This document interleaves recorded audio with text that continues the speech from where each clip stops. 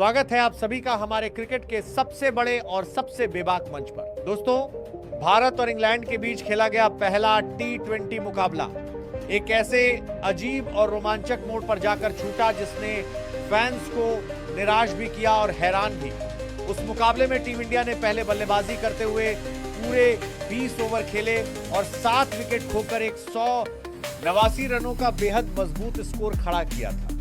लेकिन भारतीय पारी खत्म होने के बाद मौसम ने ऐसा करवट बदला कि चेस्टर ले स्ट्रीट में भयंकर बारिश शुरू हो गई, जिसकी वजह से इंग्लैंड की टीम एक भी गेंद नहीं खेल सकी और आखिरकार मैच को बिना किसी नतीजे के रद्द घोषित करना पड़ा।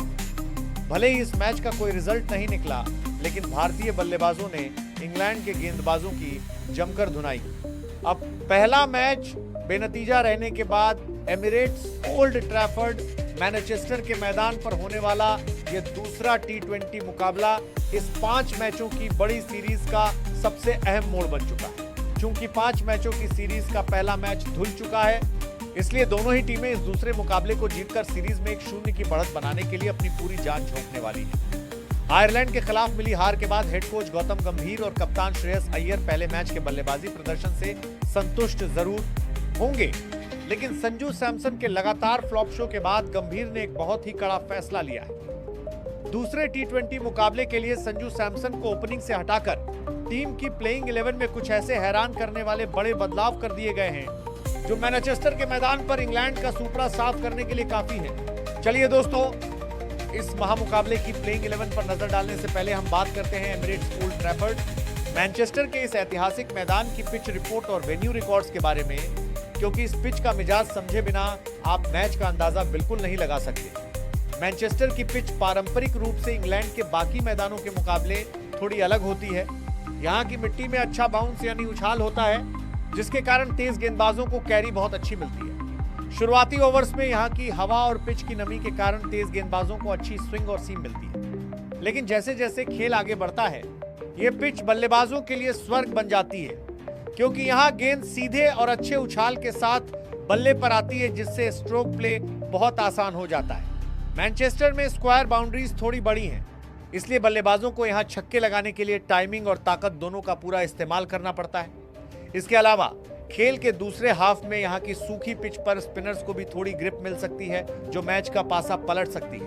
बात करें India versus England T20 head to head records की, तो अभी तक दोनों टीमों के बीच कुल 31 मैच खेले गए हैं, जिसमें 18 मैच टीम इंडिया ने जीते हैं और 12 मैच इंग्लैंड ने जीते हैं। वहीं एक मैच नो रिजल्ट रहा है।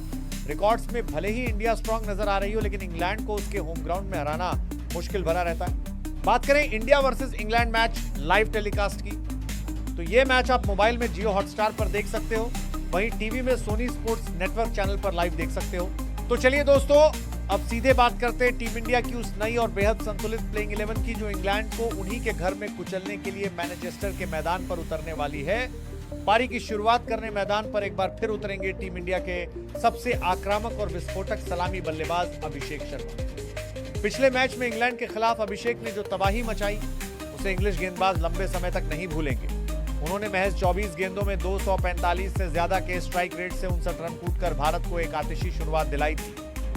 अगर हम अभिषेक शर्मा के T20 अंतर्राष्ट्रीय करियर के रिकॉर्ड की बात करें, तो उन्होंने अब तक 48 पारियों में 33 की औसत और एक 190.47 के खतरनाक स्ट्राइक रेट से कुल 146 रन बनाए हैं। अभिषेक शर्मा की सबसे बड़ी ताकत पावर प्ले का पूरा इस्तेमाल करना और स्पिन गेंदबाजों के खिलाफ पहली ही गेंद से आक्रामक रुख अपनाना है। लेकिन जब तेज गेंदबाजों की गेंद हवा में बहुत ज्यादा स्विंग हो रही होती है, तो शुरुआत में उनका फुटवर्क थोड़ा कमजोर नजर आता है, जहां इंग्लैंड के गेंदबाज उन्हें फंसाने की कोशिश करेंगे।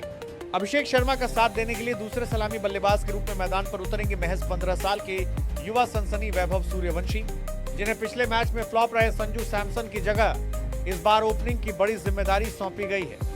संजू सैमसन को पिछले मैच में मौका मिला था, लेकिन वह 7 गेंदों में सिर्फ 1 रन बनाकर साकिब महमूद का शिकार हो गए, जिसके बाद गंभीर ने यह बड़ा कदम उठाया। वैभव सूर्यवंशी ने आईपीएल के इस सीजन में दुनिया के बड़े बड़े गेंदबाजों के पसीने छुड़ाते हुए सबसे ज्यादा रन बनाए थे और ऑरेंज कैप अपने नाम की थी। वैभव की सबसे बड़ी ताकत उनकी गजब की निडरता और कमाल की टाइमिंग है। वह तेज गेंदबाजों की रफ्तार से बिल्कुल नहीं डरते और उनकी गेंद की गति का इस्तेमाल करके मैदान के चारों तरफ रचनात्मक शॉट्स खेलने की अद्भुत क्षमता रखते हैं। लेकिन स्पिन गेंदबाजों के खिलाफ बीच के ओवरों में सिंगल डबल चुराना उनकी कमजोरी मानी जाती है। तीसरे नंबर पर बल्लेबाजी की जिम्मेदारी संभालने के लिए टीम इंडिया में एक बहुत बड़ा और बेहद अनुभवी बदलाव किया गया है और मैदान पर वापसी हो रही है केएल राहुल की। पहले मैच में ईशान किशन नंबर 3 पर बिना खाता खोले 0 पर रनआउट हो गए थे, जिसके बाद गंभीर ने मिडिल ऑर्डर को मजबूती देने के लिए केएल राहुल को वापस बुलाया। केएल राहुल के टी20 अंतरराष्ट्रीय करियर का रिकॉर्ड बेहद विशाल और शानदार रहा है।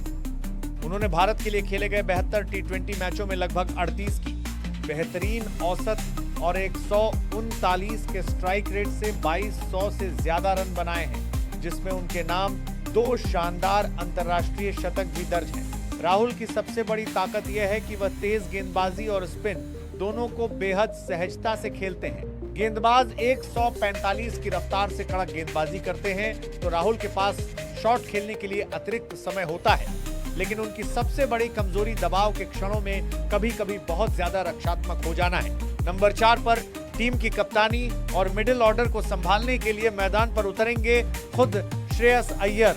श्रेयस अय्यर ने पिछले मैच में शानदार वापसी करते हुए 47 गेंदों में 6 चौकों और 1 छक्के की मदद से 68 रनों की लाजवाब पारी खेली और आलोचकों का मुंह पूरी तरह से बंद कर दिया। श्रेयस अय्यर के टी20 अंतरराष्ट्रीय रिकॉर्ड की बात करें तो उन्होंने 54 मैचों में 30 की औसत और 135 के स्ट्राइक रेट से 1185 रन बनाए हैं। श्रेयस अय्यर की सबसे बड़ी ताकत बीच के ओवरों में स्पिन गेंदबाजों के खिलाफ काउंटर अटैक करना है।